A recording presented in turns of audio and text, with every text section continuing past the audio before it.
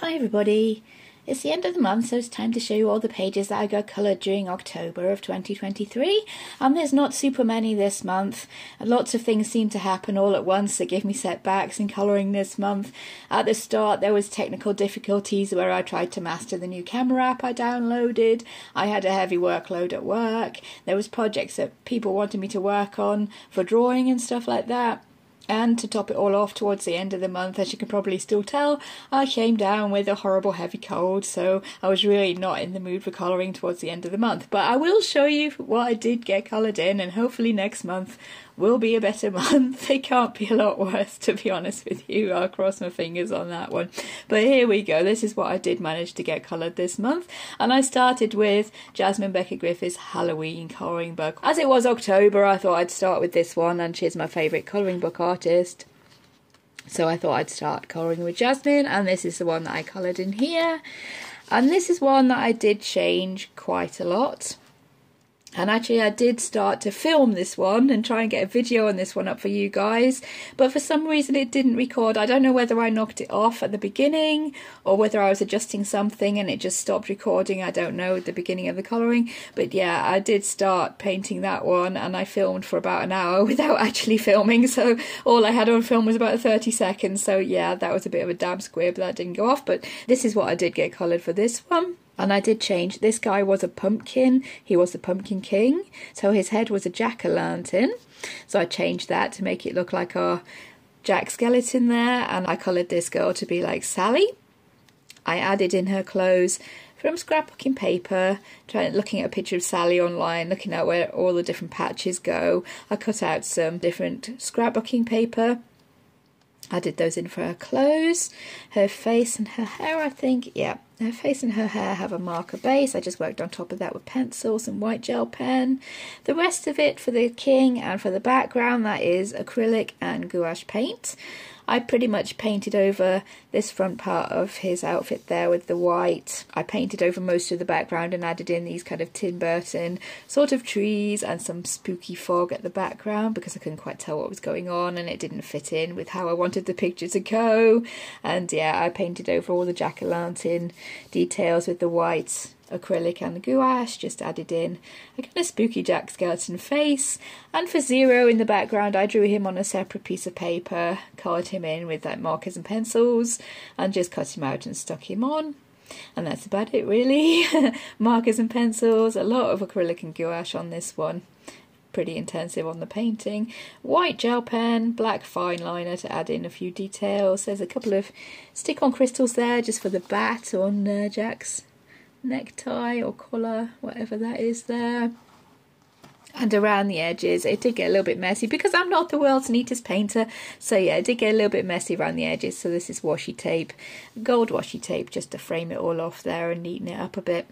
I thought it might help there. So there we go. That is my Jack and Sally that I converted from Jasmine Becket-Griffith Halloween colouring book. Next, I went on to the Colouring Heaven Halloween special, and I did a few from here because I wanted to try really simplifying and just using a few colours and doing flat colour and seeing what different effects I could achieve with that. So I picked a few from here by Sybil Art, I'm not entirely sure how you say it, but yeah, there's the artist there, Sybil Art.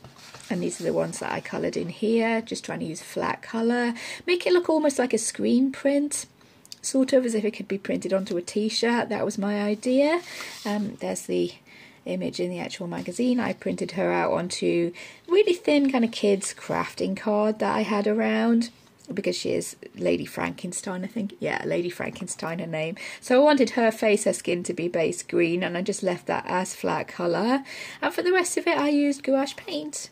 I picked an orange, black and white, and those were the only colours that I actually used, with a bit of white gel pen.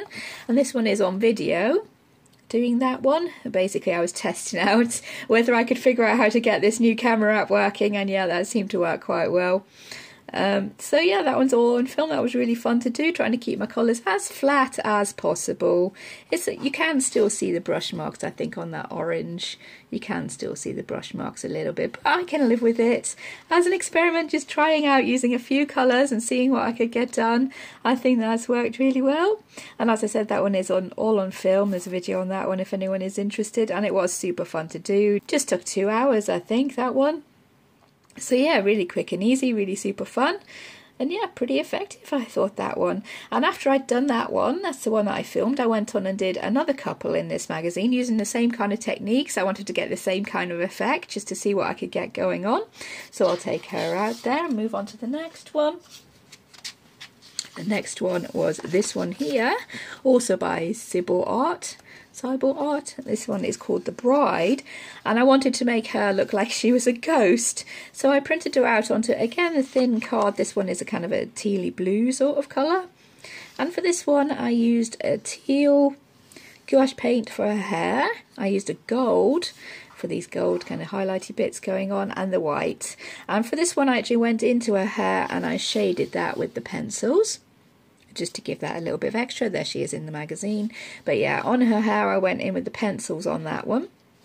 But apart from that, I just kept it to the white and the gold and tried to give her a kind of ghosty bride effect, because that's the idea she was giving me with all these kind of ragged edges here. She looked as if she was floating, some sort of bridal spectre kind of idea. So yeah, that is what I ended up with for that one. And there is one more in here that I did, again, along the same lines. And that is this one here. And this one I just printed onto normal white paper, and I used, there we go, that's what it looks like in the magazine. I drew in the border, I drew in the circle on the Lady Frankenstein because I wanted something behind her skin to kind of show that up from the flat green of the paper. And for this one I wanted a darker background, so I drew in this little rectangle here behind our clown, and I just kept this one to shades of grey and red, and that's all I did with that one. It's all markers, no shading, just the markers and white gel pen. That one was super quick, but I really love how that one has turned out. And again, going for the kind of screen printed idea for this one, no shading. On the ghost I did shade her hair just to see what effect that would give, but on this one I wanted to go straight for the flat colour and keep it at that, so that's what I did. Just a markers white gel pen, and I think there's a gold gel pen just to outline that rectangle in the background.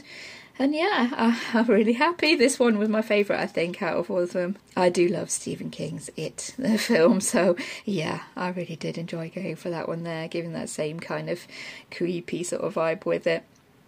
And that's the ones that I coloured in the Colouring Heaven Halloween special. Next we're moving on to Jasmine Becket-Griffith, a fantasy art adventure colouring book, and this one I did actually make a couple of videos on for the channel this year. This is the one we worked on here, Snow White and Alice, and this is a reworking of one that I coloured way back in 2019. So I'll just bring in the original for a little bit of a comparison there. There we are. This one is actually in Colouring Heaven Strangeling Special, which is really glaring, I'm afraid. I'm sorry about that, but yeah, Colouring Heaven Strangeling Special. That was what I coloured way back in 2019, just using Zenacolour pencils for that one because I didn't really have much else at the time. My art supply arsenal wasn't that big. And this is the one that we went on and coloured this year. So as you can see that I've changed a few things up, kept a few things the same. I've kept Snow White as a zombie the same, but I think we've really improved how it's looking there. I really love the skin effect we had going on with markers and colourless blender. I have kept the fact that the sky fades from night on this side over to day on the other side with Alice. The fact that the grass is all brown on this side, looking not so great, and moving over to like a fresh spring green kind of grass on this side. I did like the way that worked on the original. But this year I did have a few comments that people might like to see me colour Alice as a ghost, so that's where I went with Alice this year, and that was a bit of a challenge, but really enjoyable, trying to figure out how to make Alice look like a ghost, make her look kind of see-through with this tree coming through in the back of her there and the stone bench that they're sitting on. coming through behind her there. So yeah, I really love the effect we had going on. As I said, a super fun challenge to try and figure out how to actually colour those. It's all done with a marker base. As you can see there, pretty much the whole page is all marker based. Shaded on top with various coloured pencils, mainly Castle Arts and Arteza, I think. A lot of Castle Arts Gold on this side. And I think there was a Colour Soft that crept in on this side. A lot of Polychromos White for blending, which is what I do like to use. I like to use my Polychromos White for blending these days. It seems to work quite well. And yeah, I was really happy with how that one turned out. I especially love, as I said, this effect on the skin and this zombie deer. I really do love how he's turned out. Yeah, a lot of an improvement to the last one, I think, there. But yeah, I thought overall, fairly successful, that one. And a nice little Halloweeny, spooky kind of vibe we got going on with that one there. So yeah, really pleased with how that one came out. Next I did a couple in another Colouring Heaven. This is the Vintage Costume Collection. And I did a couple in this one, the first one. Again, going for a spooky vibe with this one. There we go. I wanted to go for kind of a gothic horror kind of look with this one. And yeah, it was really hard to be kind of messy on purpose, which is what I tried to do with this one. I tried to make it look really kind of scratchy, scribbly, give it a creepy vibe going on. There's a lot of shading with a black biro on this one. I'll bring that a little bit closer. You'll just see, yeah, lots of shading with a black biro on that one. And the actual colouring was done with the Faber-Castell Classic pencils. And the colours were, I originally started down here just making it look kind of realistic, or trying to, and the colours weren't coming out as vibrant or as bright as I wanted them to. They look really faded, so I decided to play on that and make it look kind of like a sepia photo that's maybe been tinted or something. And again, go for the gothic horror kind of creepy vibe with it. I splashed on some coffee, again to go with that really old vintage sort of gothic horror look. Splashed on some red. I think this is watercolour, red watercolour. There's a lot of white gel pen. I did some scribbly outlines around the flower kind of arrangement at the bottom, if you see those. I thought that worked really well, just to go with that spooky, creepy kind of vibe we had going on. There was a crystal stuck on for her earring. I couldn't resist sticking on one of my little colourful crystals there for her earring. And I was really pleased with how she turned out. To be honest, I wasn't really trusting the process. Kind of halfway through, I was thinking, yeah, this isn't really going how I want it to. I might just abandon this one. But I kept going with it, and I pushed through with it. And I'm really quite pleased with how that one turned out in the end, I think. Yeah, really, another really quite simple one. But I think, yeah, it does give the same kind of spooky, gothic-y horror vibe that I was going for. Yeah, it was, as I said, hard to be messy on purpose, because usually when I'm messy, it's not on purpose. I'm not the neatest, as I've always said, but yeah, not usually this messy, and it was hard to do, but it worked in the end. And while I was colouring this one, I flipped over to the next one in the magazine, and to be honest, at first, I really didn't like it. I didn't think it fitted in with the rest of the images in the magazine. There was 2 characters in it for a start, and all of these other ones in the magazine have just the one lady in them, and I didn't think it fitted in, and the outfits they were wearing looked like housemaid kind of uniforms to me. While I was working on this one, it stayed in the back of my mind, and then I had a bit of inspiration, and this one is just a bit of fun. Yeah, I totally had fun with it. And I started to get the inspiration when I realised that these 2 reminded me of Jessie and James, the Team Rocket from Pokemon, when they appear in their not-so-subtle disguises every so once in a while. So that's the idea I went with, and yeah, here we go. Jessie and James, Team Rocket. And yeah, as you can see, these outfits, they really reminded me of like housemaids, black and white housemaids outfits. So that's what I played on, and Jessie and James, here they are in disguise. I added in the Pokemon in the background, the Wobbuffet and Meowth. I coloured it all with, yeah, marker base there with pencil shading on top. I added in these Pokeballs with a circle stencil. again with markers and pencils. And I changed the expressions a tiny little bit, I think, just to make them look more like the characters from the cartoon. I've added a lot of white gel pen to go over where the areas on the costume are white to give this kind of lacy effect. I think there's a little bit of washi tape there on James's outfit, on his armband, and on this hat he's got going on. I couldn't quite tell what was going on with this hat. There was some sort of crisscrossing going on, and I couldn't quite figure it out, so in the end I put some washi tape on it and hope for the best, and I think it really did work out quite well. I added in the R for Team Rocket. I think I added in this rectangle in the background and gave the kind of light strobe light effect they have, because when Jessie and James do appear in the Pokemon cartoon, there's usually some sort of sparkly effect with spotlights and stuff going on in the background. So that's what I tried to put in with it, and yeah, tie in with that whole Jessie and James thing. But yeah, it was super fun to do that one. Probably not the most Halloween-y of pictures this month, but most of mine went on with my theme of Halloween for the month, and that one was maybe they're dressing up for trick or treat, I don't know, but yeah. There we go, that is Jessie and James from Team Rocket, and that is Vintage Costume Special from Colouring Heaven. And the last one that I coloured this month is also not very Halloween-y. Here we go.